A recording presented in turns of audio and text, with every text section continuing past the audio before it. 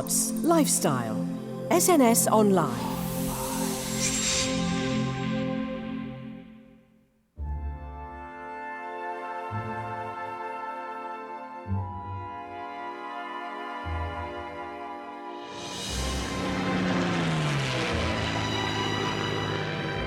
These women are in the news at home because they've undertaken a somewhat unusual war job.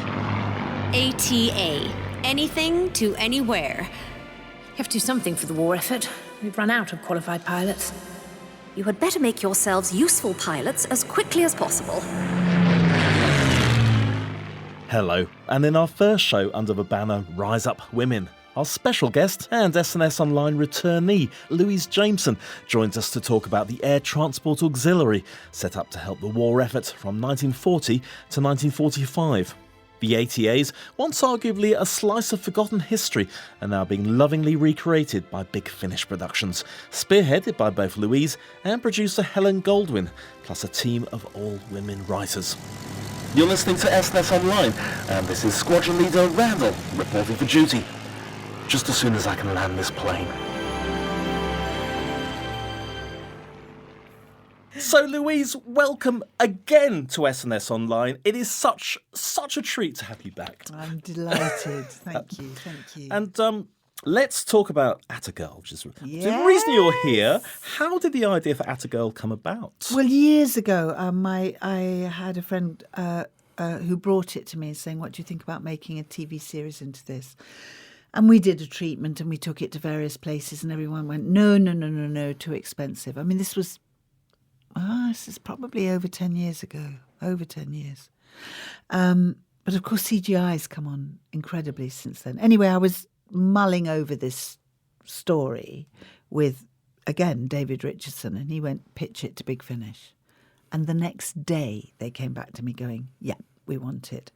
And it's basically about these incredibly brave, brilliant, extraordinary young women, aged mainly between 18 and 28, who flew planes to the front line during World War II. If a plane went down, it had to be replaced, and these were the women that took it from the factory to the front line. And they flew without radar, sometimes without training on that particular plane. You know, they'd have learnt on a Tiger Moth and they'd be given a Spitfire. That just seems extraordinary. Extraordinary. One page they had a book which they called the Bible, which had one page of directions on how to fly. I mean, one wrong button and good night Vienna, you ejected yourself. And it did happen. 1 in 10 of the women died. Even our side didn't know that they were arriving, so they were shot at by so-called friendly fire, as well as by the enemy. And Pauline Gower was the woman who spearheaded it. She got equal pay for equal work. Yes, absolutely. The first woman ever Which is very, in Britain very to do topical it. in the news at the moment. And we are still fighting that battle in 2018. How does that happen? Absolutely. These women are in the news at home because they've undertaken a somewhat unusual war job. Miss Pauline Gower is their leader, and their work is to ferry new aircraft of the Royal Air Force from factory to aerodrome. All these women of the Air Transport Auxiliary are most experienced pilots, each with a record of about 1,000 flying hours to her credit. This, the first section, expects to put in over 15,000 miles a week. By carrying out this duty, they are relieving the pressure of work that would otherwise fall to RAF pilots.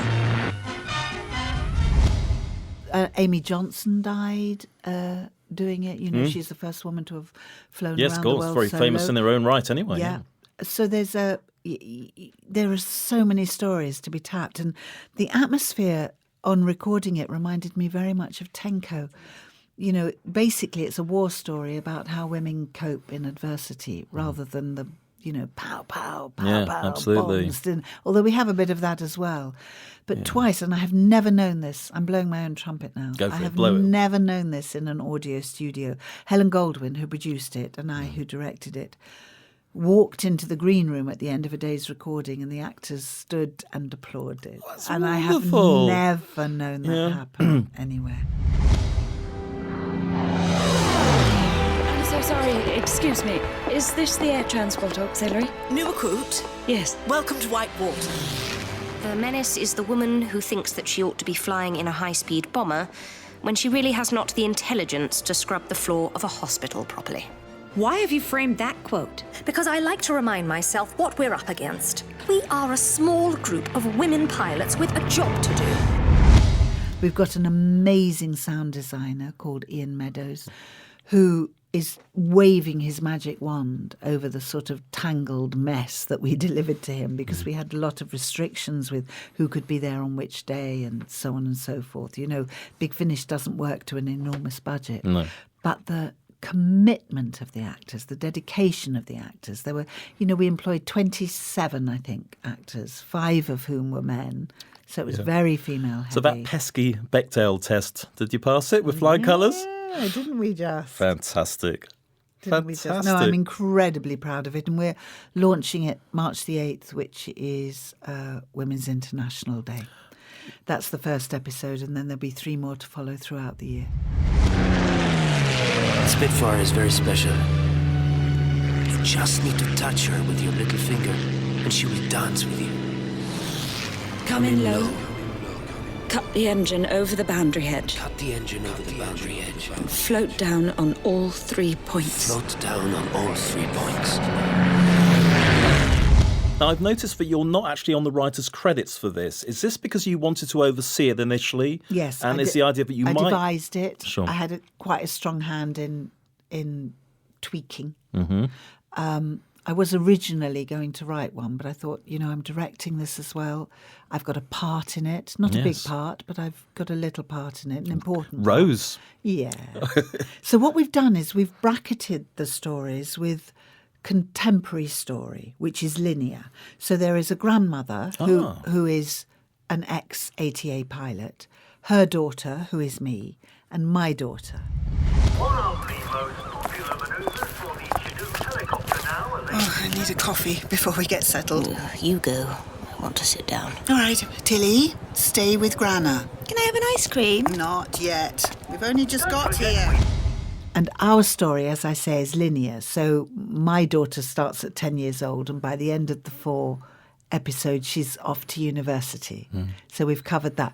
But it means the memories of the grandmother can dodge about anywhere. Yeah. So even if we've killed a character off, we can bring her back again because our memories aren't linear. Absolutely. They pop up all over the place. And we don't even need the doctor to do that. Exactly. We can time travel through our brain. Brilliant. So hopefully we've got a few series to go. And I've had an approach. Oh, I don't know if I should say this on air. I've had an approach from a really top-notch producer, television producer. Oh, you see, you're anticipating all my questions, Louise. Saying, yes, let's meet and discuss. Well, the let's get the first series out of the way, see how it does. It'll do brilliantly. Oh, and wouldn't it be brilliant? But I mean, that's how most big dramas and comedies start. They start on Radio 4 or 4 Extra or Big Finish now. I mean, it's all changing in terms of what's available and what's out there. So and it's really, just screaming I out have for it. butterflies in my stomach, the thought of that this baby could really, really go on. I just think these women need to be celebrated. Yes. They're unsung heroines, and they were so brave and so clever and emotionally engaged and caring, really doing their bit for the boys on the front. And they went to hell and back with it. And they don't really have the recognition they deserve. Did you meet any of them during your research? No. Okay. But others did. Right. And Joy Lofthouse, who was an ATA She pilot, died recently, didn't she? She died the day before we started recording. Oh, so dear. the series is dedicated to her. Yes. There's another name here I've got. Jill Farquharson, who died at the age of 102. She died just before Christmas 2017. So this is something I don't know. This is really recent. Apparently, she marked her 100th birthday by taking to the skies in a Spitfire near Stroud. God bless her. God bless her, absolutely. So she, I guess, is one of the last. I don't know if there's any more who are still around. But... I think there are still some around, yes. Right. And Victoria Saxton, one of our writers, has taken to the skies herself. Right. She, as research, she took a Spitfire lesson and she's hooked. I think all of you have to be sort of attached to the plane, just when your arms are sticking out. We should do that wing walk, shouldn't we? We should get all our actresses to do the wing walk. That'd be great publicity, wouldn't it? Yeah. I'll be Will you be watching you there? from the ground, waving a flag, and that's where I'll be staying. So, Do you have fear of heights? I have jumped out of the plane. Have you? Yeah, not because it was on fire or anything. It was a planned thing. It was a static line. Nobody pressed the ejector Nobody seat to get pressed you the out eject there. seat. It was a static line jump for charity. Although I don't think I collected any of the money, so I just did it without any the reason. adrenaline There was rush. no real reason to do it at all, actually. I wasn't very organised. But it was a static line jump, which means that when you jump out, your parachute automatically opens. So you don't, yes, you don't have to do anything. And I was far more scared of the plane crashing because it was this very lightweight bouncing up and down and all this noise. And as soon as you jump out, there's this complete quiet. Suddenly you go from that to just bird song and it was very peaceful. I had that on the balloon ride that I did. Oh, yeah. Because, Yeah. of course, you're going with the wind, so you don't hear it because you're travelling with it. That's why. But I had walkie-talkies telling me pull my left toggle and my right toggle, and I think I ended up bit of a thrill. I don't know where I ended up. I ended up about half a mile from where I was supposed to, but not in the tree like one other person did. So In a I think I tree? got away with it, really. Well done. No, I'm impressed. I don't think I could do Well, the that. great thing is I can now put that into dinner party conversation, but I don't ever need to do it again because I've Yes, done it now. done, So it's like, dusted. I'm cool. I got my badge. So I flew super- a plane once. That's that's why. that's better than me. That's It was brilliant. only a little tiny 3-seater, literally a Okay. 3-seater. Mhm. And I went to Barbados with on the back of somebody else's sugar daddy, actually. Oh, yes. Hired a plane for us to go from the mainland to an island. So we're in this plane, and I just said, "Can I fly it?" And he went, "Yeah, absolutely." And he climbed into the back, I climbed into the front, and I flew this back. This is back in the 70s. I don't suppose it would be allowed now. And he wouldn't let me land it. I don't know why. But you don't actually need, what I found extraordinary is you don't actually need to see out of the plane as long as you keep your dials all in the right place. This one level, that one vertical, this one horizontal. I trust you on that. And which I suppose enables you to fly in fog or through clouds. That's why you just dependent on the dials. Absolutely. But it was like one of those tiny little rattly planes. I loved it. Fantastic. Can we book you for another interview just to talk about sugar daddies and all the stuff that you wouldn't usually mention in interviews? Not my sugar daddy. Okay, fair enough then. You're listening to Rise Up Women, a series of 6 shows on SNS Online, celebrating the achievements of women everywhere, and some of the many hurdles they've had to deal with along the way. All our shows are available and free to download on our SNS Online SoundCloud page with matching Twitter and Facebook pages. And you can also email us at snsonlineshow@gmail.com. Amelia, do you know what my 3 favourite words in the English language are? More champagne, please? Not too bad, but no, cold front clearance. My number 1 tip is not to forget your Bibles. How will a Bible help us fly a plane? What did I say? You laughing at me? She didn't mean a religious Bible. She meant the very pilot's notes, and we call it the Bible. You'll each be issued one. Never go anywhere without it. It tells you everything you might need to know about flying whatever plane you find yourself on. Looking at all the details of the time, I think 173 ATA flyers were killed in service, which apparently is about 1 in 10. I mean, that's an awful lot of people that you're honouring there. And a lot of them, sadly died landing in very adverse conditions. It's not the huge sort of Crash. heroic shot down by the Germans type of story. They are avoidable accidents, which makes it very much more of a tragedy for me. Or, so-called friendly fire. Yeah. Of course, hindsight is a marvellous thing, isn't it? You think you could have saved that life, but they were so young. Yes. There's one. What we've done with the series is taken some real people and mixed them in with some made up I people was going to ask you, was it fictional characters? Yeah. who are drawn on. That it's a bit like Tenko in that way, which yeah. was a series that went out in the 80s about a female prisoner of war Never camp. heard of it, Louise. Every base. Well, some of your listeners might not have heard of it. You know I'm a rabid, screaming fan of Tenko. And that the photo of all you women when you assembled for a reunion recently, I was punching the air. Because yeah, we had a great... We do it a couple of times a year. Wonderful, we wonderful. all reassemble. We may be on the path to equality for women in aviation, but we still have to take 10 paces for every 5 that a man takes. Have you flown before? Doing this series, it must have come with a tremendous sense of responsibility as well as respect for the memories of all those individuals. How detailed was your research? We did a lot of work. I mean, really a lot of work. We went to the museum. We read biographies. You know, the net's a wonderful thing, isn't it? Oh, it's brilliant, yeah. And we shared amazing stuff that we'd found. And what I loved most was the personal, detailed accounts.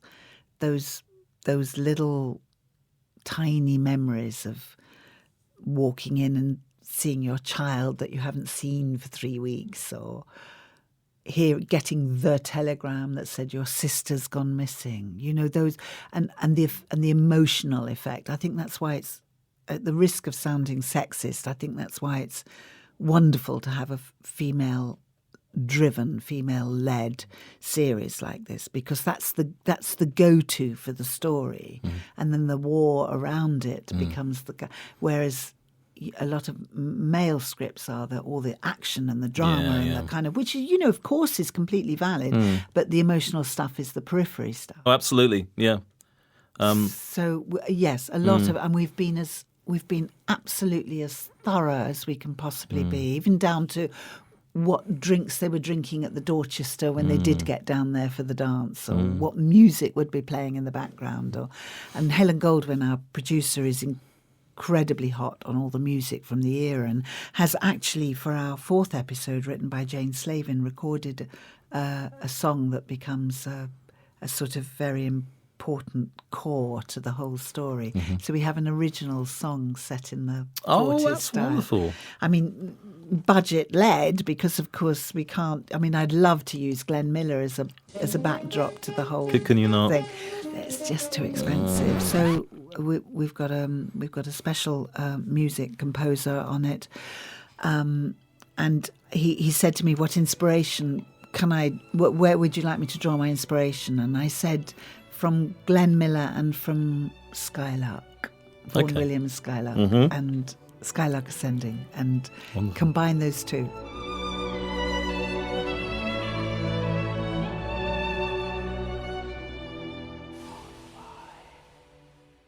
I'm just looking at the writers here. We have starts with Up in the Air with Gemma Page, Dancing with a Spitfire, written by Victoria Saxon, and then Flying Blind by Helen Goldwyn, who I seem to remember was an ex-Tomorrow person on Big Finish. Yes, absolutely right. And then Jane Slavin for Grounded.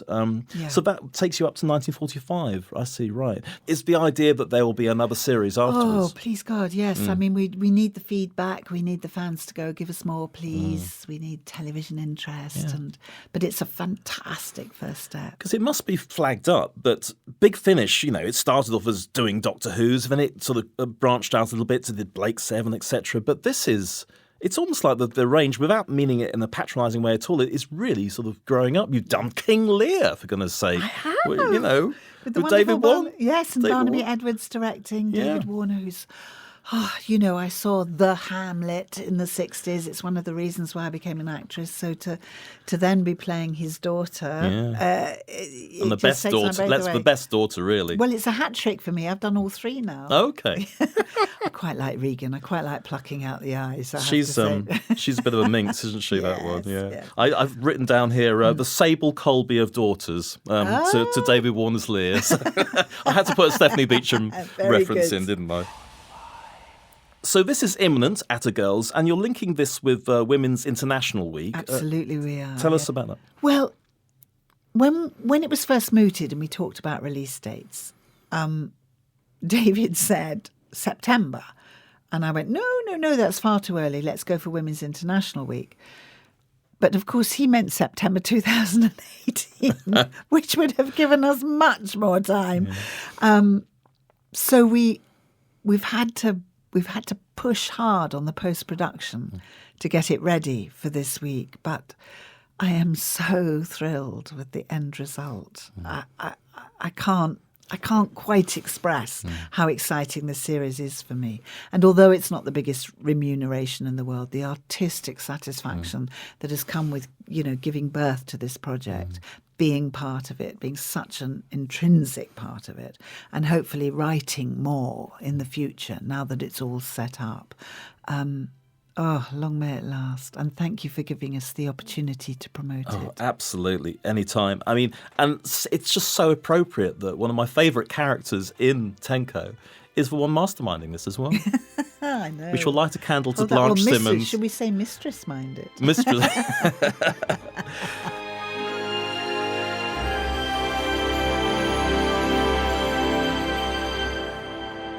Before we go, Louise, and while we have you in the studio, just as a brief catch-up since you were with us last, I must say it's been quite a 5 years for you. Nominated, I've got here, for Best Female Performance in the Office for Gutted, which I was privileged enough to see, absolutely fantastic, off the scale. 2 extensive UK tours of Agatha Christie, not as the woman who brings on the crumpets in Act 4, but as Miss Marple, which is amazing. How was that? I did her twice in the last 5 years. 2? Yes. Yeah. And the second time round, I enjoyed it much more than the first. I don't think I hit it first time round. Oh, okay. But second time round, I aged her up. I made her a bit more eccentric. I did an enormous amount of knitting, which I loved. I was very tempted to knit an incredibly long multicoloured scarf. But I thought it might be a step too far. I just remember one of your Twitter updates about, haven't people worked out who the culprit is yet? We've been doing this for 18 weeks or something. Made me laugh. But also, in terms of TV, guesting in Channel 4's Toast of London and the Mark Gatiss adaptation of M.R. James's The Tractate Middoth. Also, more pointless celebrities, and we can never get enough of that. And at least 3 plays, I think I've counted up, written by your gay best friend Nigel Fayes. So you've been pretty full on. Yeah. I actually co-wrote the last one we did. Absolutely. I mean, for me, the most important development is the writing as well as the directing that you've been involved with. Yeah. Writing credits on Doctor Who, The Omega Factor, which was your show in the 70s, Survivors as well. I mean, this is fantastic stuff. And I really have to thank David Richardson at Big Finish for that, because I'm like, no, I can't. And he was going, just try, not a problem. So the first script I did with Big Finish was called The Abandoned, which was for Tom and me, which is about what happens to your imagined childhood friends that are so real to you when you're a child, when you stop believing in them. And if they really are real, what happens to them? And they form this little gang and they actually become the enemy. And I also wanted to do a story that was very introverted, because, most of the stories are outside into the galaxy, thing. But I wanted to bring it right down into the heart of the TARDIS. So, and we all know that the Doctor stole the TARDIS, but that story has never really been investigated. No, not so the wonderful Steph Cole stepped in to be... Wow. And I rang her and I said, would you do this? You're supposed to go through the agent, but I thought, well, I'll ring her directly because I know her from Tenko days. Oh, absolutely. And she said, yes, I'll do it. I went, well, you haven't read the script yet. And she said, darling, she said, it's in the TARDIS. I meet Tom Baker and you wrote it. What's not to like? And there we were, done. That's and then fantastic. After that, they've said, now try writing one on your own. And I've just been commissioned to write 4 for me and Tom last week. A 4-parter. Absolutely. Complete, fantastic. So couldn't be more thrilled. So, Louise, thank you so much for joining us yet again on Scratch and Sniff. My little pleasure. Reminder of what else is happening at the moment, just as a little... Oh, I'm currently about to open in a play called Vincent River, which is at the Park in Finsbury, the Park Theatre in Finsbury, which I've been to many times. It's quite a or they might be cross with me for saying this, but it's quite a lovely place. You know, Sir Ian Richardson's one of the patrons, and you know, and Judi Dench helped promote it when it first opened. What happened to her? What happened to her, darling woman? So I'm incredibly thrilled. It's a two-hander. It's very dark. This woman, she's being stalked by a very young man, and she invites him into her apartment, and then we find out why. Why they've both arrived at where they are. It's not a happy play, but oh my goodness, it touches the human condition. Well, some of your best things. I mean, I'm trying to think of any high-kicking sitcoms, broad stuff. I don't really equate. I've done a fair bit of Eightborn in my time. Oh, I love Eightborn. Yes, which is, you know, I know it can be criticised for being quite formulaic, but I think there's a big place in our theatre. Season's Greetings, one of my favourite plays. I adore it so much. But and beautifully observed, isn't it? Totally, absolutely. Yeah. Well, listen, Louise, thank you so much. It only remains for me to give you your celebrity goodie bag, your second one. I can't wait. There we go. Oh, my goodness. The bag reminded me... Champagne! Oh, yeah, of course. The bag reminded me of the outfit you wore as Leela in Dimensions in Time, that EastEnders crossover. Do you know they're talking about making a spin of blue, what's it called? Blu-ray? Yeah. Of that? Yeah. Oh, my God. I mean, you know... Yeah, I'll leave you to comment on that. Well, okay. No, we're just interesting that Leela has suddenly learnt words like menagerie, and I know. What a script! What a script, eh? I know. Oh gosh. Anyway, Louise Jameson, thank you so much. Thank you for my goodie bag. Bye.